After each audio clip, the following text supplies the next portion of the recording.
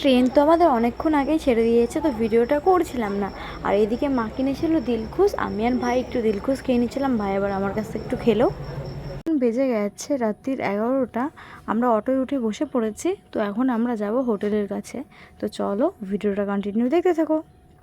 এসে আমরা সবাই ফ্রেশ হয়ে নিয়েছি, এখন খেতে হবে আমাদেরকে। আর ওইদিকে ভাই শুয়ে একটু ফোন দেখছে, আর মা পাশে দাঁড়িয়ে রয়েছে, আর ছোটো মনি স্নান করছে। A few moments later. Hello friend, welcome back to my Pakhi's blogging channel. কেমন আছো তোমরা সবাই? আশা করি তোমরা সবাই খুব ভালো আছো, আর আমিও খুব ভালো আছি। দেখতেই পাচ্ছ আজকে সকাল সকাল ব্লগটা স্টার্ট করে দিয়েছি, আর আমি রেডিও হয়ে গেছি। আজকে আমি, মনি, মা, ভাই সবাই মিলে একটা বড় ট্যুরে যাচ্ছি। কোথায় যাচ্ছি এখন আমি বলবো না, সেটা দেখতে হলে ভিডিওটা কন্টিনিউ দেখতে হবে। তো আমি রেডি হয়ে গেছি, দাদু টোটো নিয়ে চলে এসছে, আর মা আমাদের সব লাগেজগুলো টোটোয় তুলতে গেছে, আর ভাই মা সবাই রেডি হয়ে গেছে। আর আমরা তো বেরো করতে চলে যাচ্ছি, বাবারা যাচ্ছে পুজো দিতে, আমরা বেরোবো এখন, আর জেম্মারাও বেরোচ্ছে, দেখা হবে না। তো দি ভাই রেডি হয়ে গেছে। কোন সাইডে বললি? আর এই যে আমার বাবা, শোনা বাবা, তোকে খুব মিস করবো বাবা। তারপরে আমরাও বেরিয়ে আসবো, আর ওরাও চলে যাবে। দুঃখটা কোথায় লাগে? গলু বাবা, আমি তো থাকছি না, তুমি আমাকে মিস করবা না? ফোন করবো তোমাকে। হ্যাঁ গলু, গলু দেখবা তুমি? জেম্মারা এমন টাইমে পুজো দিতে যাচ্ছে, আর একটু আগে যেতে পারতো, তোমাদের মন্দির কখন ভুলে গেছে। এই যে জেম্মা দেখো সাজুগুজু করে যাচ্ছে এখন পুজো দিতে, আর আমিও রেডি হয়ে গেছি মোটামুটি। এখন আবার রেডি হবো, মা হচ্ছে, আর ওইদিকে দিভাইও রেডি হয়ে গেছে। আমরা সবাই এখন, ওরা যাচ্ছে পুজো দিতে যাবে, আর আমরা যাবো হচ্ছে দীঘায়। দিভাইকে একটু নিয়ে নে। কিলিপ ওখানে কেন? চল, তুই এই কুর্তিটা কবে নিলি? এটা তো শাকের বাড়ি সে কিনলো না। ও এই যে দেখতেই পাচ্ছ, ওরা এখন পুজো দিতে যাচ্ছে। বাবা চলো আমরা সবাইকে নিয়ে নে। এই যে সবাইকে নিয়ে এলাম, দাঁড়াও দেখি দেখি পাপা, দেখা দেখা চলো হাই গাইস, চলো চলো চলো, টাটা। যাও বাবা, চলে যাও। দাদু চলে এসেছে, এখন দেখতেই পাচ্ছ মনিরা ওই পাশে বসে পড়েছে। দাদু আমাদের স্টেশনে দিয়ে আসবে। আর দেখো আমাদের কত ব্যাগ, এখানে আমাদের ব্যাগ রয়েছে। আমাদের ব্যাগটা একটু বেশি বড়, যেহেতু 3 জনের জামা কাপড় আমরা নিয়েছি, আর মনিদের ব্যাগগুলো ছোটো ছোটোই হয়েছে, আর আমি প্রচুর জামা কাপড় নিয়েছি। মাত্র 10টা টপ নিয়েছে বলে আমার মা আমাকে কেমন করছে। আর আমার মনে শোকেস তুলে নিয়ে চলে এসেছে, শোকেস আলমারি যা তুলে। আমি এখানে যাই, অনেক জামা কাপড় পরি আর না পরি। এই দেখো প্রচুর প্রচুর জামা কাপড়। আমার ব্যাগ সব থেকে বড় হয়েছে। তো চলো 3 নম্বর প্ল্যাটফর্মে ব্যাগ, চলো এখন যাবো। আর বড় মনিকে দেখিনি, সুন্দরীকে আসছে কষ্ট কষ্ট করে, মাটি পড়ি সবাই মিলে। এখন চলো। ও মনি, এদিকে আসো। ট্রেনে উঠে বসেও পড়েছে, সিট পেয়ে গেছি। তো 8:32 এই ট্রেনটায় না সিট পাওয়া যায় না, যেহেতু অফিস টাইমের গাড়ি, এর জন্য সিট পাওয়া না। তো আমরা সিট সবাই পেয়ে গেছিলাম। এদিকে শুধু একটা কি, এক একজন এক এক জায়গায় বসতে হয়েছে। আমি, মা, ভাই 3জনের পরপর জায়গা পেয়েছি, আর মনিও এক সাইডে আলাদা জায়গা পেয়েছে। কিছু আর করার নেই, যেখানে সিট পেয়েছি সেখানেই বসতে হবে, না তো যদি উঠে পড়ি না, তাহলে হচ্ছে আর সিট পাবো না। এখান থেকে শিয়ালদা অবধি যে পুরো দাঁড়িয়ে যাব, অসম্ভব ব্যাপার, কেউই পারবে না। ভাবিনি এরম ভাবে ট্রেন থেকে আমরা নেমে পড়বো। এই যে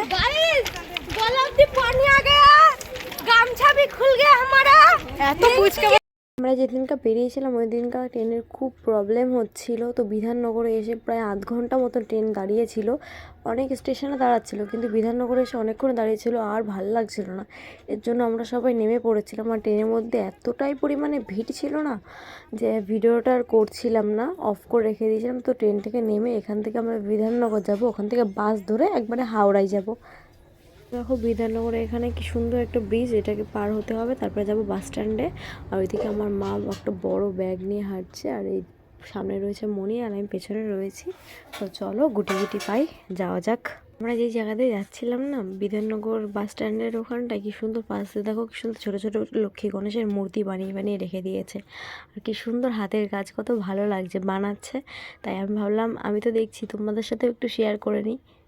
ট্রেনটা যেহেতু বিধাননগরের আগে এসে দাঁড়িয়েছিল, তো বিধাননগর স্টেশনের ওখান থেকে আমরা এসছি, বাসে উঠে পড়েছি। আর বাসেও আজকে প্রচণ্ড পরিমাণে ভিড়, একটু বসার সিট পাইনি বাসে, আর গরমে পুরো শেষ। আমরা ঘুরতে যাওয়া তো না, আমাদের শাস্তি হচ্ছে, শাস্তি। অনেকক্ষণ পরে হাওড়ায় ঢোকার আগে একটুখানি সিট পেয়েছিলাম, তো ভাবলাম যাই হোক একটুখানি পাই, তো বসে তো নি, না বসলে পুরো মাথাটা লেগে গেছে। তো যাই হোক একটুখানি বসলাম, বসে তারপরে দেখো এখন আমরা হাওড়া ব্রিজের নিচ দিয়ে যাচ্ছি। দারুণ লাগছে প্লেসটা, মনে হচ্ছে এখানে দাঁড়িয়ে দুটো রিলস বানিয়ে নিই, কিন্তু কিছু তো করার নেই, রিলস ভিডিও বানাতে পারবো না। তো চলো, আমরা হাওড়া স্টেশনে ঢুকে পড়েছি, এখন বেজে গেছে 1টা। তো যাই হোক একটুখানি বসবো, মুখ টুক ধোবো, ধুয়ে তারপরে 2:25 ট্রেনে করে টাটা বাই বাই, হাওড়াকে টাটা বাই বাই করে চলে যাব। আমরা যে ট্রেনটায় করে যাব সেই ট্রেনটা 2:25 ছাড়ার কথা ছিল, ওই ট্রেনটা এখন 4:10 ছাড়বে। তো খুব খিদেও পেয়ে গেছে সবার, আর মনি বাড়ির থেকে রুটি আর আলু ভাজা করে নিয়ে এসছে, দিদুন করে দিয়েছিল। তো এখন আমরা এখানে বসে পড়েছি, এখন খাবো রুটি আলু ভাজা, খেয়ে তারপরে একটু বসে থাকবো, থাকার পরে তারপরে ট্রেন আসবে যখন তারপরে যাব। কি আর করা যাবে, এখন ট্রেন লেট। খাওয়া দাওয়া কমপ্লিট হয়ে গেছে, তার সাথে সাথে একটা ব্যাড নিউজ শুনলাম, হচ্ছে 4:10 যে ট্রেনটা আসতো সেটা আসবে নাকি এখন 5:30টায়। মানে মাথা ঘুরে যাচ্ছে আমার, যে কী হচ্ছে কি বলবো, আর যেই গরম পড়েছে। সকালবেলা 8টার সময় বেরিয়েছি বাড়ির থেকে, হাওড়ায় এসে পৌঁছেছি হচ্ছে প্রায় 11টার দিকে এসেছি। 11টার থেকে এখন 12টার সময় এসেছি গাইজ, আর এখন বাজে 5:18। তো ট্রেন আসবে আমাদের, না না 12টায়। ফাইনালি এতক্ষণ পরে ট্রেনটা আসলো, আমরা ট্রেনে উঠে বসেও পড়েছি, শান্তি।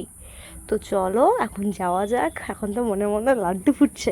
ট্রেনটা এখনও ছাড়েনি, আর পেছনে যারা সিট নিয়েছিল ওখানে একটা আন্টি খুব ডান্স করছিল, কারণ ওখানে একটা ছেলের বার্থডে ছিল, ওরা ওখানে সেলিব্রেশনও করছিল। তখন পরে ট্রেনটা ছাড়লো, বাবা হাওড়াকে টাটা বাই বাই করে চলে যাচ্ছি। তো চলো যাওয়া যাক। সন্ধ্যা হয়ে গেছিলো, আর মাথাটা খুব যন্ত্রণা করছিলো, তাই আবার চা নিয়ে নিয়েছিল মনি, তাই আমরা এখন চাটা খাবো।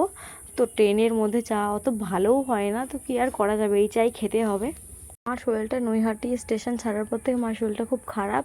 তো যাই হোক মা এখানে এসে শুয়ে পড়েছে, যেহেতু সিটটা আমাদের বুক করা ছিল, আর দুজন যাদের সিট বুক করা ছিল ওরা আসেনি, এর জন্য এই সিটে আমাদেরও সিট বুক করা ছিল। একবারে মা টান হয়ে শুয়ে পড়েছে, আর ভাই উপরে শুয়ে রয়েছে, দেখতেই পারছো। তো মা ঘুমাক। সবথেকে ট্যালেন্টেড হচ্ছে আমার মনি। ট্রেনটা কিন্তু এক্সপ্রেস ট্রেন, এটা সব স্টেশনে দাঁড়াবে না, সেই রানিংয়ে ট্রেনটা চলছে, তার মধ্যে দিয়ে আমার মনি বাড়িতে নেল পালিশ পরতে ভুলে গেছে বলে এখানে বসে বসে নেল পালিশ পরছে। ও ভীষণ ট্যালেন্টেড, ওর মতন ট্যালেন্টেড বাবা আমি না। নেল পালিশ পরা হওয়ার পরে আবার ওপরের সিটে উঠেছে, ওপরের সিটে উঠে এখন লিপস্টিক পরছে। যাই হোক আমি ওপরের সিটে উঠে বসেছিলাম, দুজনে বসেছিলাম, আর ওরা সবাই নিচে বসেছিল, আর আমরা দুজনে ওপরে ছিলাম, আর মনি ওইদিকে শুয়ে পড়েছে। ওটা অনেকক্ষণ স্টপ করে রেখে দিয়েছিলাম, এখন আবার স্টার্ট করলাম।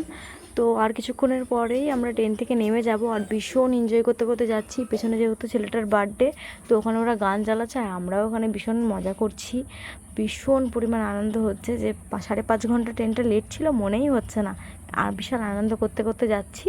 তো চলো একবারে যেখানে যাব সেখানে গিয়ে কথা হচ্ছে। চলে এসেছি, বলো তো আমরা কোথায় এসেছি এতক্ষণ বলিনি। আমরা চলে এসেছি দীঘা, দীঘা, দীঘা। এত 24 ঘন্টা জার্নি করার পরে চলে এসেছি দীঘা। মাসি তুমি গাড়ি দেখছো দেখা, মাসি কি দেখাই রে মাসি। মনি দীঘা আসার ফিলিংসটা কেমন বলো না, তোর একটু ফোন না, তোমার দীঘা বেস্ট ফ্রেন্ড নাকি তোর বেস্ট ফ্রেন্ডকে পেয়েছি। মনি মনি মনি মনি দীঘা আসার ফিলিংসটা কেমন? দীঘা আসার ফিলিংস একটু ভালো রকম পাচ্ছি। আমরা দীঘা এসে গেছি, এতক্ষণ বলছিলাম না কোথায়, তো দেখাচ্ছি কোথায় এসেছি। আমরা যাচ্ছি আমাদের হোটেলে, চলো এখন টোটো করে হোটেলের সামনে যাব, হোটেলে যাব, তারপরে কিছু খাওয়া দাওয়া করতে হবে, খাইয়া দাইয়া তারপর ঘুমু দেবো, কারণ সকালবেলা সূর্য ওঠা দেখতে যাবো। কারণ যা করবো কালকে সকালেই করবো গাইস, কালকে কারণ প্রথমত কি বলতো, প্রথমত দীঘা দীঘা দীঘা স্টেশনটা চারপাশটা একটু ভালো করে ঘুরিয়ে দেখিয়ে দিলাম তোমাদেরকে। দেখানোর পরে ডাইরেক্ট একবারে অটোয় উঠে পড়েছিলাম। অটোয় উঠে রুমে চলে যেতে হবে, কারণ আমরা স্টেশনে যখন নেমেছি তখনই বেজে গেছে 10:30। তো এখন যেতে হবে, স্নান খাওয়া দাওয়া করতে হবে। দেখতে পাচ্ছ একবার রুমে চলে এসেছি, এখন একজন একজন করে সবাই ফ্রেশ হয়ে নেব। ফ্রেশ হওয়ার পর তারপরে কিছু খাওয়া দাওয়া করতে যেতে হবে। আর এখন রুমে আস্তে আস্তে আমাদের 11:30 বেজে গেছে, একটু পরেই হোটেলের গেটের তালা মেরে দেবে। তো চলো ফটাফট স্নান করে নিই, তারপরে কথা বলছি। আমি মনি সবাই স্নান করে ফ্রেশ হয়ে গেছে, আর ভাইও অনেক আগে ফ্রেশ হয়ে গেছে, এবং শুয়ে শুয়ে ফোন দেখছে। আর একটু আমার লুকটা দেখিয়ে দিলাম যে কেমন লাগছে। তো চলো এখন আমরা খাওয়া দাওয়া করতে যাব। সবাই রেডি হয়ে নিচে নামতে নামতে প্রায় 12:30টার বেশি বেজে গেছিলো। তো এই হোটেলে 12টা বাজলে গেটে তালা দিয়ে দেয়, এর জন্য আমাদের আর বাইরে বেরোতে দেয়নি, কারণ নিয়মটা সবার জন্য এক, যতই আমরা দেরি করে ঢুকি না কেন। আর এখন আশেপাশে নাকি দোকানও খোলা নেই, তো কি আর করা যাবে, আজকে রাত্রিরে না খেয়ে শোবো না, কিন্তু বিস্কুট চিড়ে যা আছে ওইগুলো খেয়ে ঘুমিয়ে পড়তে হবে। কালকে সকালে যে কিছু একটা ব্রেকফাস্ট করে নেওয়া যাবে।